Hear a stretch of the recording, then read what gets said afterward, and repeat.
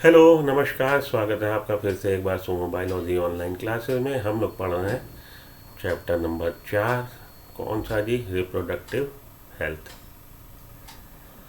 उसको हम लोग पढ़ रहे हैं और उसमें हम लोग का टॉपिक आज का है संगर्भता का चिकित्सीय समापन, मेडिकल टर्मिनेशन ऑफ प्रेगनेंसी। गर्भावस्था पूर्ण होने से पहले जानबूझकर या स्वैच्छिक रूप से गर्भ के समापन को प्रेरित गर्भपात या चिकित्सीय संगर्भता समापन कहते हैं। तो अगर अगर निषेचन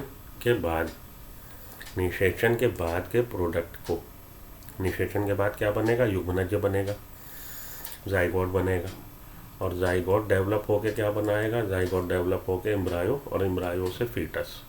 अगर हम फीटस को एक्सपेल कर दें, कहाँ से? यूटीरस से। अगर हम फीटस को बाहर कर दें यूटीरस से प्री टर्म मैच्योरिटी से पहले, प्री टर्म मैच्योरिटी में मतलब अभी मैच्योर नहीं हुआ, उससे पहले उसको हम बाहर कर दें, तो वो कहलाता है गर्भपात। गर्भपात क्या है? गर्भपात एबॉर्शन क्या है? गर्भपात है expulsion of product of fertilization from the uterus, from the expulsion of product of fertilization from the uterus prior to its maturity। उसके मैच्योर होने से पहले अगर उसको बाहर कर दिया तो ये कहलाएगा गर्भपात। ये दो तरह का है, प्राकृतिक और प्रेरित। एक तो नेचुरल ये कि भाई लेडी है, सीढ़ियों से उतर रही, गिर गई, लेडी है, जर्क लगा, एक्सीडेंट हुआ, तो प्राकृतिक तरीकों से ड्यू टू एनी रीज़न अगर एक्सपल्शन हो गया, उसको हम लोग मिसकैरेज बोलते हैं। और जो जानबूझ के किया जाए, प्रेरित, इंड्यूस किया जाए, उसको हम लोग बोलते हैं एबॉर्शन। तो मिसकैरेज और एबॉर्शन। गर्भपात दो तरह का, प्राकृतिक और प्रेरित। प्रकृति में आप लोग देखते होंगे अपने ये बालाजी के टीवी सीरियल, तो बालाजी के टीवी सीरियल में तो आप जानते हो बहुत ज़्यादा ड्रामा होता, तो उसमें अक्सर दिखाते हैं कि हो गया भैया घर में, वो झुक के काम कर रही थी, ज़्यादा लोड पड़ा, एबॉर्शन हो गया, मिस कैरेज जिसको बोलते हैं। नेचुरल प्रोसेस से रिक्शा में जा रही थी, पीछे से कार ने टक्कर मारी, एबॉर्ट हो गया, तो वो सब कहलाएंगे मिस कैरेज। और जो जानते बूझते हुए चिकित्सीय सहायता से काम किया जाए वो इंड्यूस्ड एबॉर्शन, उसके लिए एबॉर्शन। तो मिस कैरेज और एबॉर्शन में फ़र्क है थोड़ा सा।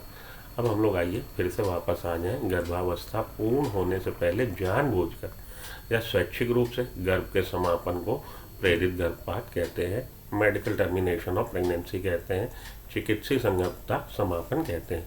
पूरी दुनिया में हर साल लगभग 45 से 50 मिलियन, 4.5 से 5 crore, 1 million is equal to 10 lakh, तो 45 से 50 मिलियन, 50 मिलियन मतलब 5 करोड़ चिकित्सीय संगर्भता समाप्त कराए जाते हैं। तो 5 करोड़ एबॉर्शन हो रहे हैं, मेडिकल टर्मिनेशन ऑफ प्रेगनेंसी हो रहा है, जो कि संसार भर की कुल प्रेगनेंसी का 1/5 है। तो टोटल वर्ल्ड में जो प्रेगनेंसी हो रही उसका 1/5 हम लोग एबॉर्ट कर दे रहे हैं। तथापि एमटीपी में भावनात्मक, इमोशनल, नैतिक, मॉरलिटी, धार्मिक, रिलीजियस तथा सामाजिक, सोशल पहलुओं से जुड़े होने के कारण बहुत से देशों में बहस जारी है। हालांकि ये बहुत लार्ज स्केल पे हो रहा है। समझिए आप, near about 5 crore MTPs are perform every year all over the world. पूरे संसार में 5 करोड़ एमटीपी परफॉर्म करी जा रही है। लेकिन एमटीपी से जुड़ी तमाम बातें हैं, उसका जो एस्पेक्ट्स हैं, जो पहलू हैं, हमारा इमोशनल एस्पेक्ट है, मॉरलिटी एक्सपेक्ट है, रिलीजियस और सोशल एक्सपेक्ट हैं, जिनको हमें एड्रेस करना है। तो बहुत सारे देशों में ये बहस जारी है कि एमटीपी को स्वीकृत या कानूनी बनाया जाना चाहिए कि नहीं, कि इसको हम लीगली अलाउड करें कि ना अलाउड करें, इसको लीगल रूप में एप्लीकेबल करें कि ना करें। भारत सरकार ने इसको दुरुपयोग को रोकने के लिए 1971 में चिकित्सीय संगर्भता समापन को कानूनी स्वीकृति प्रदान करी थी। तो इंडियन गवर्नमेंट है मेक द लॉ, उसने 1971 में इसको लीगली अलाउ कर दिया था, चिकित्सीय संगर्भता समापन को कानूनी स्वीकृति दे दी थी 1971 में। तो ये पूछा जाता है आपसे कि भाई किस सन में एमटीपी को अलाउड किया गया है? तो एमटीपी को अलाउड किया गया है 1971 में इंडियन गवर्नमेंट के द्वारा। ठीक है। तो इंडियन गवर्नमेंट ने 1971 में इसको अलाउ कर दिया, और इंडियन गवर्नमेंट ने अभी इसका अमेंडमेंट भी किया है, संशोधन 2017 में। तो 1971 में अलाउ किया है और 2017 में, याद रखिएगा 71 या 17, 7117, 71 में अलाउ किया है, 17 में अमेंडमेंट भी किया है इंडियन गवर्नमेंट ने। चलिए आगे आइए। तो ATP 1971 में इंडियन गवर्नमेंट ने उसको अलाउ कर दिया, कानूनी स्वीकृति दे दी, ठीक है। तो भारत सरकार ने जो उसको कानूनी जामा पहनाया था, वो इसलिए पहनाया था कि इसका मिस यूज़ ना हो। तो 1971 में medical termination of pregnancy act Bharat सरकार ने पास कर दिया। इस प्रकार के प्रतिबंध अंधाधुंध, ब्लाइंडली और गैर कानूनी मादा भ्रूण हत्या तथा भेदभाव को रोकने के लिए बनाए गए।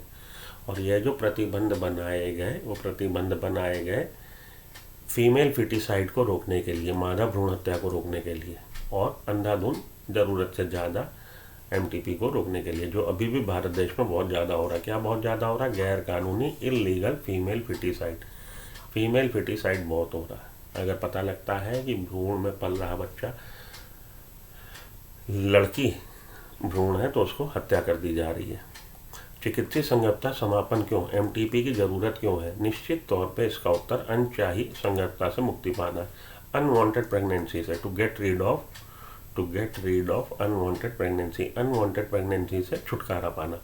अनवांटेड प्रेगनेंसी का मतलब लापरवाही से किए गए सुरक्षित यौन संबंध, लापरवाही से। अब चलती का खंडाला गए, दोनों डेट करने वाले खंडाला, और आप जानते हो कि वहाँ पे मूड बन गया, मूड्स नहीं है, कुछ गड़बड़ हो गई, क्या हो जाएगा भाई? तो वो due to unprotected sexual act pregnancy हो गई, तो उसको कैसे वो लोग एक्सेप्ट कर सकते हैं? लापरवाही से किए गए असुरक्षित यौन संबंधों का परिणाम हो, या मैथुन के समय गर्भ निरोधक उपायों के असफल। ये है कि भाई हस्बैंड वाइफ हैं, लीगली वो लोग कपल हैं, और वो लोग कोई कॉन्ट्रासेप्टिव यूज़ कर रहे हैं, वो फेल हो गया। फेल्योर रेट है 1-2%, 3%, 4% फेल्योर हो गया, अनवांटेड प्रेगनेंसी हो गई, वो भी बच्चा नहीं चाहते, वो क्या करेंगे? कोशिश करेंगे कि भाई उससे गेट रीड, छुटकारा पाए, MTP करें। या बलात्कार या रेप का विक्टिम है, रेप का विक्टिम है, अबॉर्ट करवाना ही चाहेगा जैसी घटनाओं के कारण हो। तो अनवांटेड प्रेगनेंसी से छुटकारा पाने के लिए MTP आवश्यक है। इसके साथ ही चिकित्सीय संगतता समापन की अनिवार्यता कुछ विशेष मामलों में भी होती है, जहाँ संगतता बने रहने की स्थिति में माँ अथवा भ्रूण अथवा दोनों के लिए हानिकारक व घातक हो सकती। साथ ही साथ कुछ मेडिकल इमरजेंसीज भी हैं। मानिए लेडी बच्चा पैदा करना चाहती है, सब कुछ सही है, लीगली भी सही है, किसी तरह की कोई दिक्कत नहीं, लेकिन due to complication medical conditions ऐसी बन गई to save anyone, either mother और चाइल्ड, कि उसको कंटिन्यू करना प्रेगनेंसी को लेडी के लिए थ्रेट है लाइफ के लिए। तो डिसीजन लेना पड़ेगा फैमिली को और हस्बैंड वाइफ को, फ्यूचर पेरेंट्स को, कि हम क्या करें। हो सकता है उसको उसमें MTP परफॉर्म करवानी पड़े। तो MTP परफॉर्म करवाने का कारण है to get rid of unwanted pregnancy, अवांछित गर्भ से छुटकारा पाने के लिए। संगतता की पहली तिमाही में, अर्थात संगतता के 12 सप्ताह तक की अवधि में कराया जाने वाला चिकित्सीय संगतता समापन अपेक्षाकृत काफ़ी सुरक्षित माना जाता है। तो पहले 3 महीने में 12 सप्ताह, मतलब 1 सप्ताह, 4 सप्ताह 1 महीना, तो 12 सप्ताह 3 महीने। पहले 3 सप्ताह, प्रेगनेंसी के पहले 3 सप्ताह में इसको सुरक्षित माना जाता है। With in first 3 months of pregnancy अगर इसको कर लिया जाए तो सेफ है। इसके बाद द्वितीय तिमाही में, तो चौथे से लेकर 6ठे महीने तक गर्भपात बहुत ही संकटपूर्ण घातक होता है। ये उस समय संकटपूर्ण परिस्थितियां जो हैं विपरीत हो सकती हैं, या घातक फैटल हो सकता है। इसके बारे में एक सबसे अधिक परेशान करने वाली बात यह देखने में आई है कि अधिकतर MTP गैर कानूनी रूप से अकुशल नीम हकीमों द्वारा कराए जाते हैं। और सबसे ज़्यादा हम लोग ये देखते हैं, हम लोग का जो हेल्थ नेटवर्क है, हेल्थ यहाँ पे इंफ्रास्ट्रक्चर है, वो रूरल एरिया में इतना ज़्यादा एक्सटेंसिव या इतना ज़्यादा एडवांस नहीं है। रूरल एरिया में ये देखा जाता है कि MTP ज़्यादातर गैर कानूनी रूप से, इलीगल रूप से अकुशल नीम हकीम जो ट्रेंड प्रोफेशनल नहीं भी हैं, वो भी आधी अधूरी जानकारी, आधे अधूरे लोग कर रहे हैं। जो कि ना केवल असुरक्षित है बल्कि जानलेवा भी। इस तरह की जो प्रैक्टिस कर रहे हैं वो असुरक्षित जानलेवा है। दूसरी खतरनाक प्रवृत्ति शिशु के लिंग निर्धारण के लिए उलभ भेदन का दुरुपयोग। उलभ भेदन हम लोग पढ़ के आए एमनियोसेंटेसिस। एमनियोसेंटेसिस में क्या है, एमनियोटिक फ्लूइड एमनियोटिक कैविटी के अंदर, या मेम्ब्रेन एमनियोटिक कैविटी के अंदर, यहाँ क्या है, यहाँ पे बच्चा पल रहा है तो बच्चे को यहाँ से फ्लूइड निकाला, उस फ्लूइड में सेल्स हैं, उन सेल्स का आपने करवाया कैरियोटाइपिंग, आपको पता लग गया कैरियोटाइपिंग से सेक्स क्रोमोसोम की स्थिति देख के कि फीमेल है, आप उसको अबॉर्ट कराना चाहते हो। तो उलभ भेदन का दुरुपयोग एमनियोसेंटेसिस का जो मेन उसका मोटिव था वो था कि प्री नेटल हम लोग डायग्नोसिस कर लें क्रोमोसोमल एबनॉर्मेलिटी को। तो कोई क्रोमोसोमल एबनॉर्मेलिटी है बच्चे में, कोई भी ऐसी एबनॉर्मेलिटी है जो डिटेक्ट हुई कि आगे चल के ये वेजिटेटिव लाइफ बिताएगा, मतलब कन्फाइन टू बेड रहेगा, मतलब बेड पे ही ज़िंदगी बिताएगा, पैरालिसिस हो रहा है, या ये डाउन सिंड्रोम है कि ये अकल से बिल्कुल पैदल होगा, IQ लेवल 0 होगा, कोई भी ऐसी बीमारी जो बच्चे के मतलब आने वाले फ्यूचर के लिए वो एक तरह से वेजिटेटिव लाइफ बिता रहा है, ऐसा बच्चा क्या माँ बाप पैदा करना चाहेंगे तो माँ बाप डिसीजन ले सकते हैं कि नहीं भाई इससे अच्छा तो है कि इसको अबॉर्ट कर दिया जाए। तो दूसरी खतरनाक प्रवृत्ति शिशु के लिए लिंग निर्धारण के लिए उलभ भेदन का दुरुपयोग। बहुधा ऐसा देखा गया है कि यह पता चलने पे कि भ्रूण मादा है MTP कराया जाता है, जो कि पूरी तरह गैर कानूनी है। MTP करा दिया गया कि पता लगा फीमेल फीटस है। इस प्रकार के व्यवहार से बचना चाहिए क्योंकि यह युवा माँ और भ्रूण दोनों के लिए हानिकारक है। असुरक्षित मैथुन से बचाव के लिए प्रभावशाली परामर्श सेवाओं को देने तथा गैर कानूनी रूप से कराए गए गर्भपातों में जान को जोखिम के बारे में बताए जाने के साथ साथ अधिक से अधिक सुविधाएं उपलब्ध करानी चाहिए।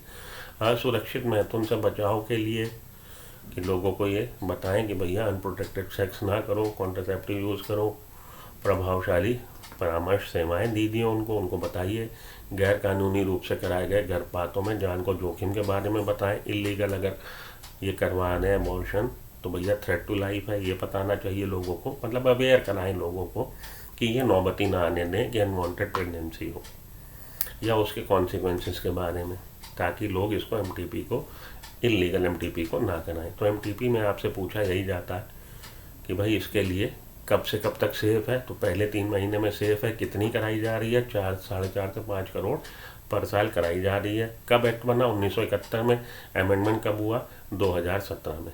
तो पहले जो था, पहला एक्ट ये कहता था कि भाई अगर आप MTP कराना चाहते हैं तो आपको एक ट्रेन प्रोफेशनल के उसकी प्रिस्क्रिप्शन की ज़रूरत पड़ेगी। यहाँ से ये देख लीजिए, इस नियम के अनुसार एक पंजीकृत चिकित्सक की राय पर गर्भावस्था के पहले 12 हफ्ते में एक चिकित्सक अगर लिख के दे देगा कि हाँ मेडिकल टर्मिनेशन ऑफ प्रेगनेंसी इसमें प्रिस्क्राइब्ड है, कर जाना चाहिए, अलाउ कर दिया जाएगा। अगर गर्भावस्था 12 अवस्था से अधिक की हो गई लेकिन 24 हफ्ते से कम है तो संगतता के चिकित्सीय समापन के लिए निम्नलिखित आधार पर 2 पंजीकृत, तो तब अगर ये सेकंड हमारे ट्राइमेस्टर में एंटर कर गई है प्रेगनेंसी, 3 महीने से ऊपर की हो गई है, तो 2 रजिस्टर्ड मेडिकल प्रैक्टिशनर ये लिख के दें कि हाँ भैया इसको कंटिन्यू करना एक ग्रेट थ्रेट है मदर के लिए या फीटस के लिए या मदर की हेल्थ के लिए हानिकारक है, तो अलाउ कर दिया जाएगा।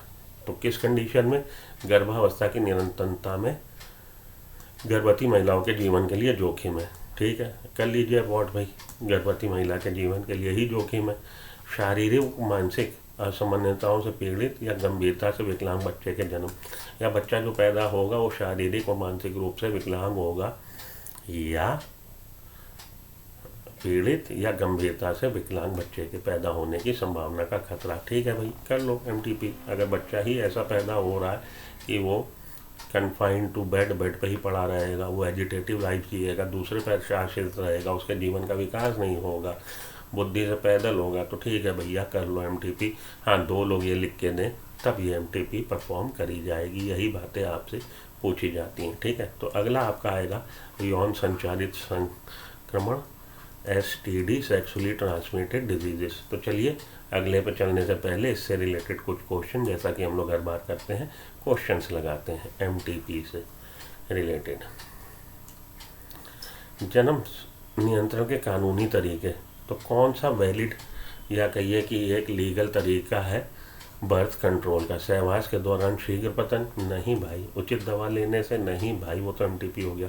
मासिक धर्मचक्र के 10 से 17 दिनों तक सहवास, हाँ ये हमारा नेचुरल सावधिक संयम, आवधिक संयम की बात कि 10वें से 7वें दिन तक डिंग डोंग ना करें तो सहवास से बचें, क्योंकि ये फर्टाइल पीरियड है, सबसे ज़्यादा चांसेस होते हैं प्रेग्नेंट होने के। जनसंख्या के कानूनी तरीकों में से एक हो गई बात। आगे चलता हूँ।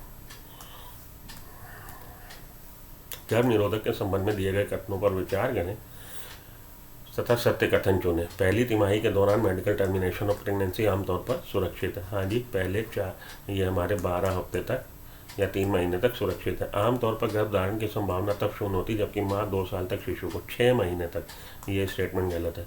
कॉपर टी अंतर्गर्भाशयी उपकरण प्रभावी गर्भ निरोधक है। हाँ जी, इंट्रायूटेरिन डिवाइस कॉपर रिलीजिंग प्रभावशाली है। गर्भधारण को रोकने के लिए सहवास के 1 माह बाद तक गर्भ निरोधक ली जा सकती। तो अनप्रोटेक्टेड सेक्स के विद इन 72 आवर्स, 3 दिन, नॉट की 1 सप्ताह। तो ये स्टेटमेंट भी गलत है। ए और सी सही है, ए और सी सही, आपको चुन लेना है ऑप्शन नंबर डी, ए और सी सही। ठीक है, चलिए आगे। 1971 के एमटीपी अधिनियम में संशोधन कब किया गया? तो 1971 के एमटीपी एक्ट में संशोधन आपकी एनसीईआरटी कहती है 2017 में संशोधन किया गया। जन नियंत्रण के कानूनी तरीकों में से एक है, इसकी हम लोग बात कर रहे हैं। ये नीट 2013 का क्वेश्चन था, फिर से आ गया है क्वेश्चन, इसकी अभी हम लोगों ने डिस्कशन किया। वो क्वेश्चन है 2013 का। अब हम लोग आ रहे हैं सेक्सुअली ट्रांसमिटेड डिजीज़ पे। तो इससे रिलेटेड क्वेश्चन लगाने से पहले हम लोग टॉपिक को पढ़ लेते हैं। चलिए टॉपिक की तरफ, एनसीईआरटी की तरफ।